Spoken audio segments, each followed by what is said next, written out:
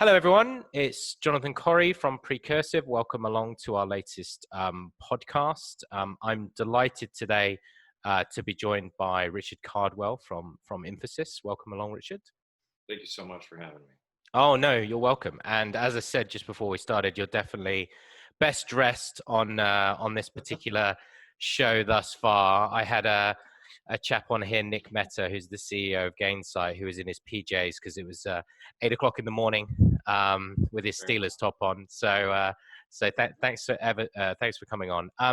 So I think, as I was telling you previously, Richard, about kind of the context for this show, when it started, I was really looking to explore how people and companies were responding to the new remote reality caused by the global situation that we're in with the pandemic. And I think, to be honest with you, I've been fascinated by some of the discussions and some of the themes that have come out of it.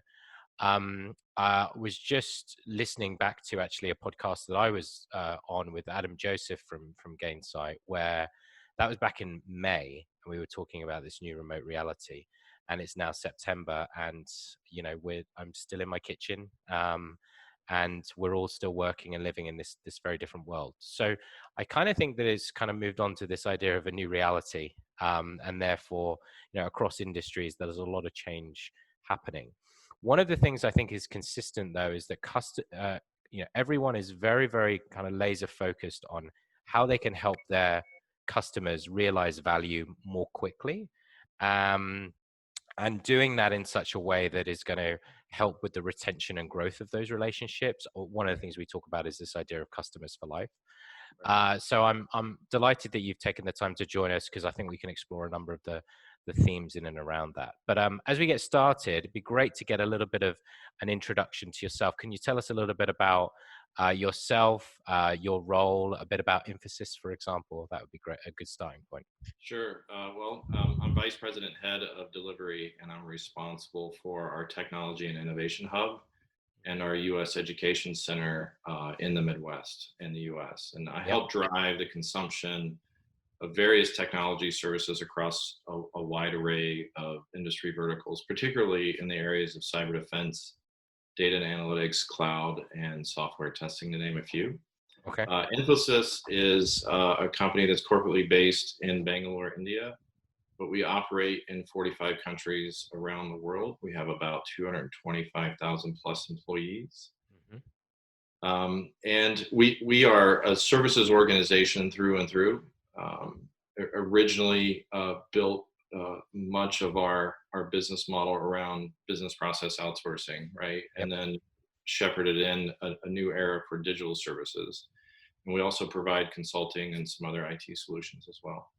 Okay, wonderful. And you've got a broad range of experience across the big four. So prior to this business, you've seen the consulting world across all of the big boys, as it were. Is that not correct? Right. Yeah. I came to Infosys by way of almost a 15, 16-year career in IT and management consulting. Yep.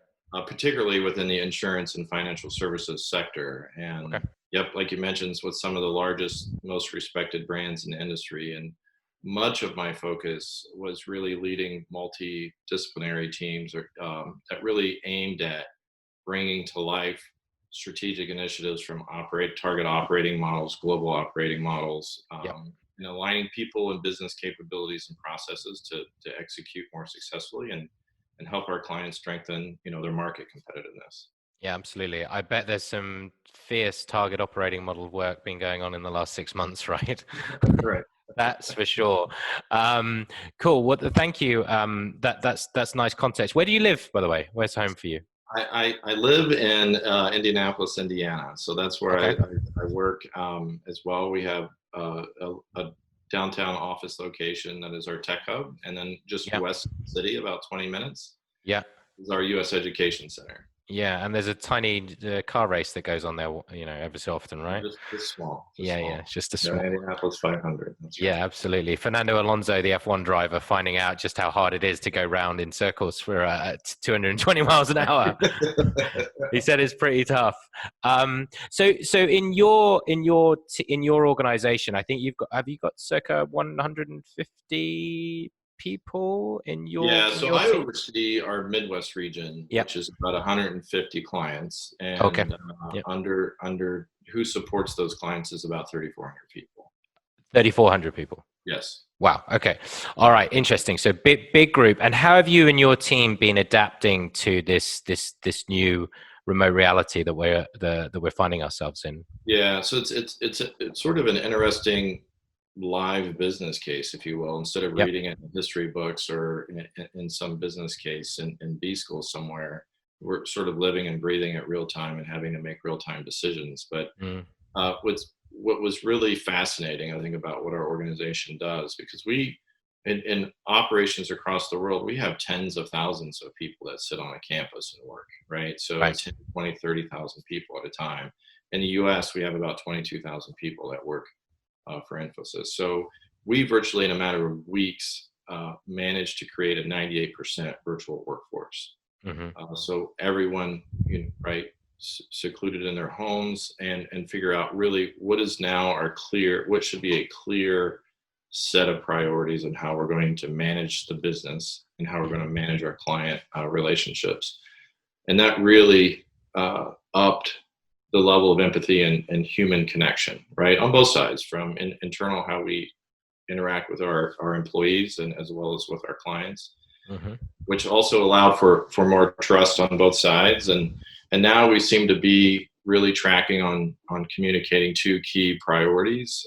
One is always tracking employee health, Okay. the health Yep. and safety. And even to this day, we have calls twice a week to be able to find out kind of the status of everyone Yep. in an organization. And then we're also over communicating the business health, because I think with the contraction of business and the slowdowns and the levels of unemployment have our own employees a little fearful. And Sure. so, to manage that, we're really over communicating our metrics, Mm. and really engaging our employees that way in terms of other opportunities that they could look at within the firm versus having to lay off, let's say, en masse. Yep. I think it's fostered a level of openness in the corporate world, which is refreshing, and I Right. think long term will serve them. You know, we're not a corporate. I've worked in them though, and I work with them, and I think it is engendering behaviors and thinking in these businesses that weren't there before. And I think the level of empathy that it's actually creating across industries is going to be something that I think is going to stand the test of time. So I think it'll be one of the great things that comes out of it. Now, Yeah. you guys are in, I mean, you deliver a range of services. I might classify it a little bit simplistically, but a large part of that is in the consulting environment. Would that be fair? Correct. Yeah. Yes. Okay, great. So, how have you seen the dynamics of those consulting engagements that you're involved in change? What's different now than pre-pandemic? Yeah. Well, unfortunately, I think there's been kind of our fair share of tragedy and loss, right? Mm. Whether at home or abroad. But at the same time, you mentioned as empathy. I think it sort of made everyone relax in terms of a business context, right? Instead Yep. of it being, us and you, or sitting across from a table, and you know maybe subconsciously a little adversarial. I have something to sell, you have something to buy, we're going to negotiate. It sort of created this atmosphere of everyone's just being a human being, Yep. and we're all now actually vulnerable. Yep. So, I've interacted with a CIO and his kids come into the background and they're making faces on the screen. Now, that wouldn't happen at work ever, right? And in anyone's mind, if that happened and my child was behind me in the office space making faces, we would lose that deal. And today, that just isn't the case. It's just like, okay, let's kind of put up with what we're all dealing with. And really, what Mm. it's done, I think, is it's focused us to really think about what the priorities are of the individual, what the priorities are of the business. So, like I said before, there was immediate contraction of business, and this pause really allowed everyone to assess this new reality. And it's been months in, Mm. and it seems our clients fell in one of three categories. One was an immediate shutdown of work. Some were paused in some of the immediate or near term work with the promise that as the economy opens back up, they'll spin it up. But that Yep. happens very quickly. So our ability to respond is a challenge. And then while other clients were all in, right? They took this as an opportunity. Look, we have the budget, we have the resources. Let's really press the gas on Yep. some digital capabilities. Yep. So these engagements have evolved to be much more consultative and strategic, where we're thinking through innovation imperatives and also digital skills and talent needs. And that seems to carry the weight or the bulk of the conversations is, do we have the right talent? Do we have the right skills when they're needed? Yep. And also being a sounding board for new ideas. Now that may have always traditionally been the case in the relationship, but it's also, you know, we're carrying a tool or an asset or wanting to be an SI, let's say, for a particular client. Yep. And so much of those technical discussions happen as well. But now it's really thinking through how to navigate the current reality, but also what are the implications going forward. Yep. It seems to really drive much of the conversations now. Yeah, I mean, I'm a huge proponent of organizations thinking in terms of skills and knowledge. I think that there's often been a commoditization of people, particularly in consulting markets. I mean, there's the age-old adages of, sell the A team, get the B team, or get bums on seats and that type of stuff, which I don't think it's not the way of the world these days. And the companies that operate that way, they get found out very quickly. I do think one of the things that we see a lot of progressive organizations thinking in terms of with regards to skills is also passions, because the ability to mobilize people with the right level of knowledge, but also interest, is one of these productivity dynamics that, if I've got someone, for example, who might be an expert in Java, for example, but also loves, for example, the car industry, Indianapolis, right? If I'm going to put them on that job with Ford, they're potentially going to get through that work much more quickly, or at least have a level of creativity and passion with the client that we might not ordinarily see. So I think this skills economy piece is only gonna grow in importance. And we talked about this when we caught up last time, which was like, it doesn't matter where those skills are now, quite frankly. Right. And I guess you're seeing that. Let's tell our audience a little bit about that, because you're now thinking, I would imagine, quite differently about how you mobilize those skills across global locations. I would have thought. Yeah, it's interesting that you say that. So, one of the questions that I'm always sort of wrestling with myself in terms of how we put the right skill, the right person to the right job, the right project. And, invariably, I ask a lot of my leadership team, make sure you're asking these three questions. What do you have to do in terms of your project work? What do you want to do? And then what are you educated to do? And our job really is to make those things coalesce.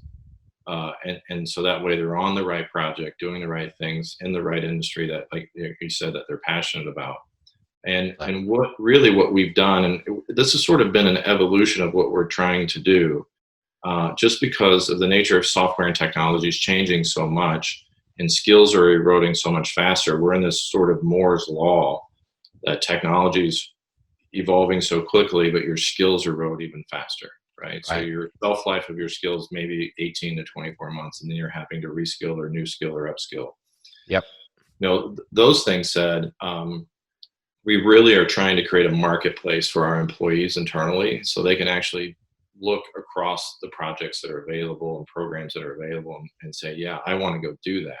Yep. And it's through whatever testing or interview process that we do to make sure that they're qualified to do it before we put them, in front of a client-ready situation. Okay. That empowerment, of saying, hey, I get to select this project. I get to select exactly what I want to do, and I'm confident because I'm educated in knowing how to do it. Will make them much more successful. Yep. But also, we're a performance and tenure-based culture. We're not a meritocracy where it's an up or out. So our bread and butter with our clients, our sweet spot is our ability to create long-term relationships, right? So if you're a junior programmer working alongside of a client of a junior programmer, our hope and intent is that junior programmer on the client side becomes vice president of, some particular business unit. Yeah. right? And the person, our employee, grows alongside them. Yeah. Okay. Interesting. I'd love to explore this marketplace piece with you a little bit as we go through the discussion. I can imagine that, the given, like, what you've just said around skills erosion, and we operate, as you know, in the Salesforce ecosystem, and in the Salesforce ecosystem there's a dearth of skills of people who know Salesforce. There's a huge amount of jobs and an unlimited amount of labor to fulfill that. What is what is Infosys doing in the community, as it were, that is that is linked potentially to some of these skills initiatives? Sure. Well, one of the things I'm most proud of is how we've taken our own internal capabilities and platforms and evolved them to be market facing. Okay. So lifelong learning and education is core to our business strategy, and it's actually baked into our DNA. And it's one of the main pillars of our 4-pillar strategy. And this is an internal strategy of how we operate, what we communicate to our employees about how we're going to go to the market and sell business and deliver work.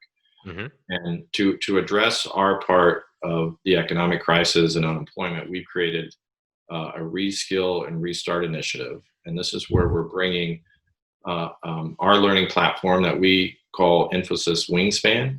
It's an always-on mobile learning platform, and it has a series of different courses that you can take. Some of them are 20 minutes long, some of them are hours, and it's gamified and actually takes you through a journey of being able to get all the way through, let's say, a credential. So if you want to become Amazon Web Services certified, there's enough courses in there to get you through to the certification to be able to take.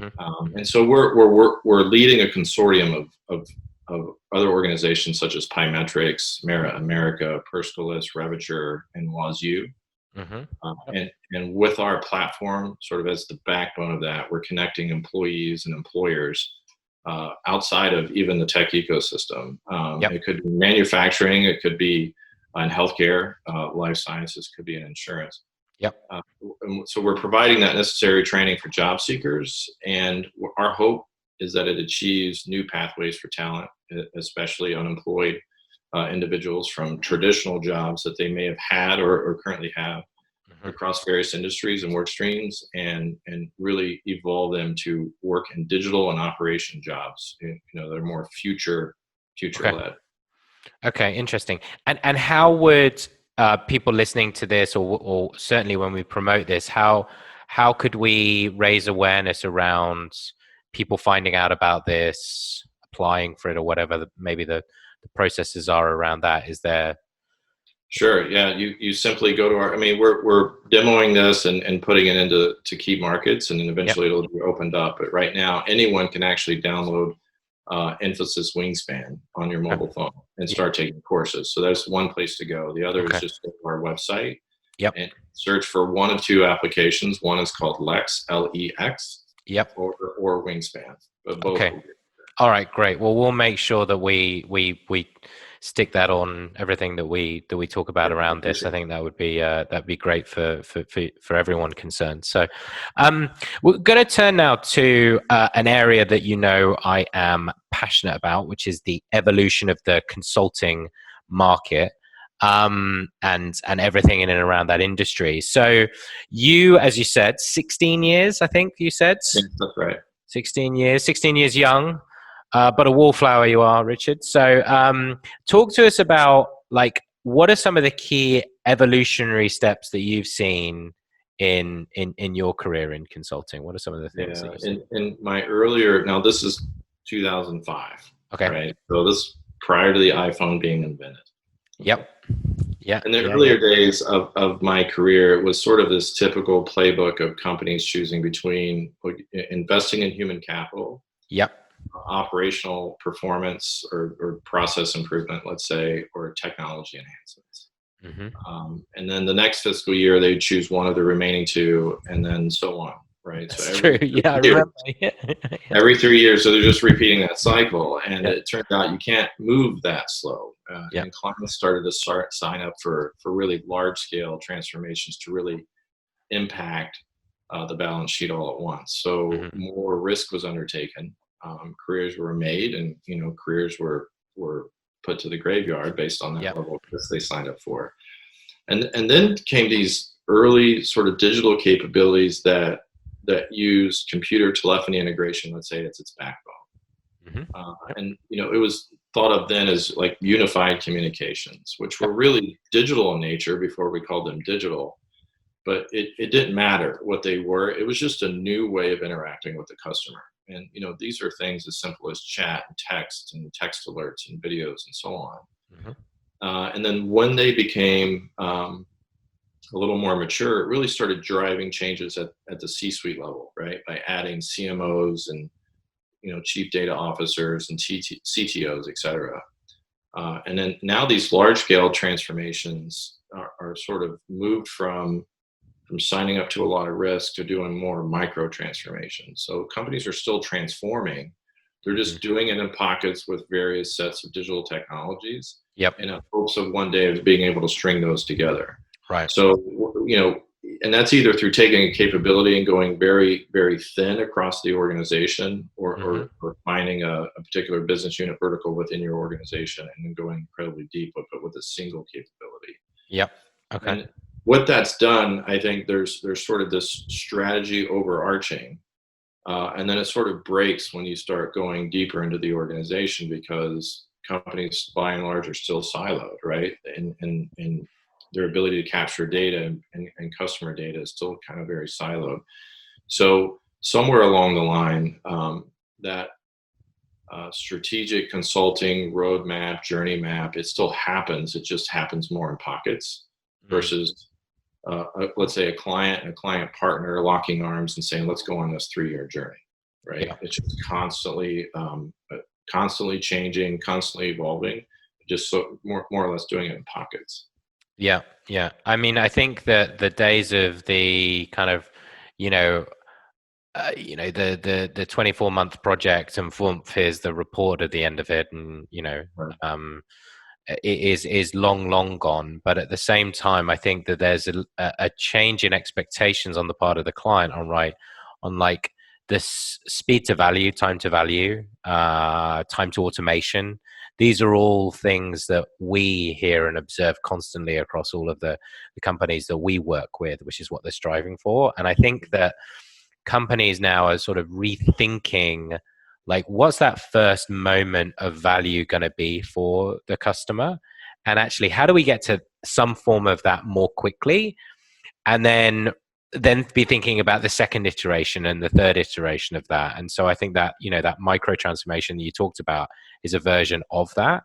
I think what I'd be interested in your thoughts on, and is kind of how do you keep the expectations, right, of you, the consulting organization, and the client aligned about what that value means? Because a lot of the time for vendors, it can be, oh, there's an implementation and a go live, for example, right? Whereas the customer's talking in terms of go to market and profitability and EBITDA and operational improvement. So how do you keep that? How do you set that expectation and keep that expectation aligned? What have you found work there? Yeah, so it's really having the conversation at multiple levels in the organization to make sure that they're aligned, right? Yep. So it's fun to have a conversation with the C-suite, and then you double click, and the values and priorities are drastically different. Yep. And it's interesting to see when cloud technologies and AI and blockchain really became popular, all of a sudden every company was a technology company. Yep. It didn't matter if you made, car engines. It didn't matter if you made, engines that went on a jet plane. You were just a technology company. And so they were consuming and becoming mad scientists in technology. And then really, I think there's now a step back, and this is even pre-pandemic, of, well, what are you exactly? Are you a Yep. product company? Are you a services organization where you should only think about your customer? So what is your priority? And so that's some of the level setting that we've had to do is, you're right that first go live, right? And the analogy I like to use, if you download a mobile application, it just doesn't work quite right in the first 60 seconds, you're going to abandon that app. You'll delete it and you'll move on. Yep. And somehow that's trained us all to sort of think that way about that go live experience. Yeah, convenience economy. Perfect. Right, Yep. right. Yep. And, so that's a little bit of expectation setting, is that not every organization out there is a one-click buy like Amazon. It's not that easy or simplistic. But in fairness, Amazon's had a 20 plus year runway, maybe almost closer to 30-year runway, being able to get that technology exactly right today. And so by introducing some of the business cases, by introducing some of the work that we've done historically for other clients and how it's turned out, our learnings, and then tempering some expectation of clients is more or less how we're navigating through those conversations. And also comparatively speaking to where they sit. And I think that's really important. We may not necessarily have worked directly with their competitor, but we have enough market intelligence to be able to bring to the table to sort of temper the expectation and also, figure out exactly where they fit in that mix of when they go live, what does it actually mean? Yeah. And it's hit or miss whether some of them are business case driven. And that, I think, makes it exceptionally difficult because it's hard to really prove value on some of the more softer achievements, let's say, after a go live. Yeah.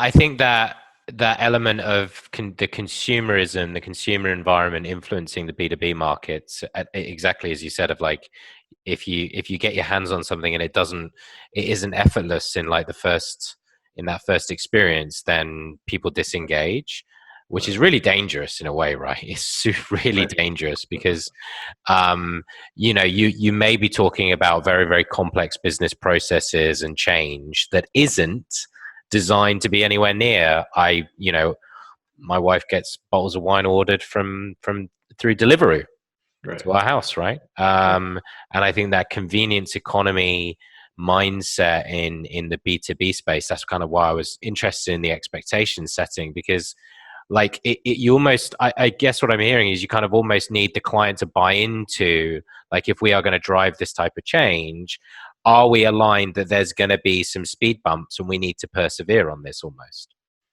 Right. Yeah. It's when you think through red, amber, green in terms of a status sheet, I kind of use that simplistic example, but any competitor of ours that says, yep, this transformation is green all the way through, they're lying to you, right? There's going to be some yellows, there's going to be some reds, and that's okay.